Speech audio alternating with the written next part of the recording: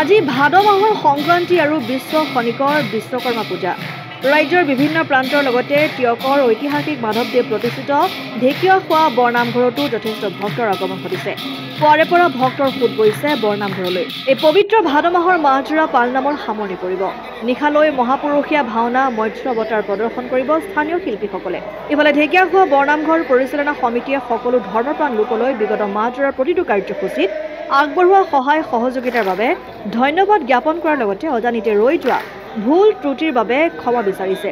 বিশেষকৈ এইবাৰ ভাদ মাহটোত ঢেকীয়াখোৱা বৰনামঘৰলৈ আগমন ঘটা অধিকাংশ যুৱ প্ৰজন্মই জাতীয় সাজপাৰ পৰিধান কৰি আধ্যাত্মিকতাৰ প্ৰতি দেখুওৱা সন্মান নৱপ্ৰজন্মৰ বাবে এক ইতিবাচক বুলি সদৰি কৰিছে নামঘৰ পৰিচালনা সমিতিয়ে আৰু আগলৈও এইদৰে প্ৰতিটো কাৰ্যসূচীত সকলো ৰাইজৰ সহযোগিতা কামনা কৰিছে।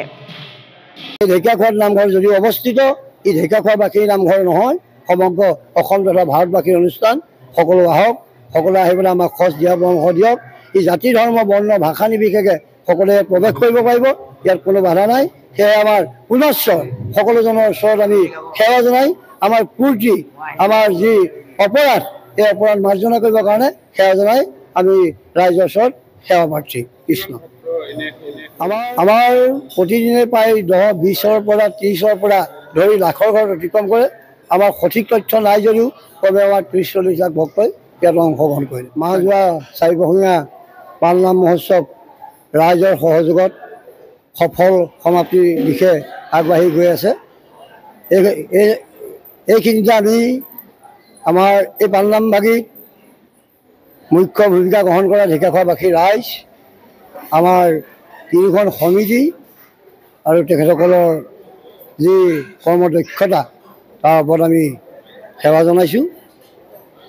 সংবাদ মাধ্যম, আয়ুক্ত মহোদয়, আৰক্ষী অধীক্ষক, আমাৰ স্থানীয় যিসমূহ থানা, লাহদৈগড়, টিয়ক, মৰিয়নি আৰু আমাৰ যোৰহাট, এইখন তেখেতসকলে আমাক বিশেষকৈ মুখ্য ভূমিকা গ্ৰহণ কৰি বাহিৰৰ যিটো দিশ বৰ সুন্দৰকৈ আমাৰ পাৰ কৰি দিলে। আৰু লগতে চিভিল ডিফেন্সৰ যিখিনি আমাৰ কৰ্মকৰ্তা, তেখেতসকলেও আহি পেলাই আমাক খুব সুন্দৰকৈ সহায় কৰি দিলে।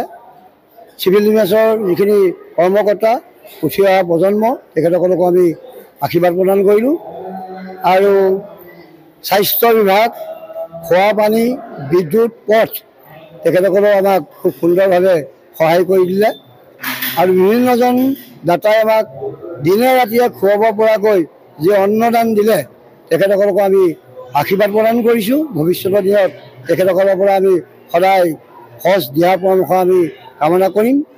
আৰু লগতে আমাৰ বিভিন্ন স্বেচ্ছাসেৱী অনুষ্ঠানে বিশুদ্ধ খোৱা পানী বা লঘু আহাৰ আমাক যোগান ধৰি পেলাই যি সহায় কৰিলে, তেখেতসকলকো আমি আশীৰ্বাদ প্ৰদান কৰিলোঁ। এইখিনিতে আমাৰ যি অজানিতে হৈ যোৱা ত্ৰুটি, এই পালনামভাগি পৰিচালনা কৰাৰ ক্ষেত্ৰত আমাৰ যথেষ্ট ত্ৰুটি হৈছে, যে আমি এইখিনি আমি ৰাইজৰ ওচৰত আমি পৰৱৰ্তী আমি সেৱা জনাইছোঁ যে আমাৰ জ্ঞাতে বা অজ্ঞাতে হৈ যোৱা যিখিনি আমাৰ ত্ৰুটি, এই ত্ৰুটিসমূহ আমাৰ ক্ষমা প্ৰাৰ্থী, আমাক ক্ষমা কৰি দিব। অসম আদিত্য, টিয়ক। NKS হুণ্ডাইলৈ স্বাগতম।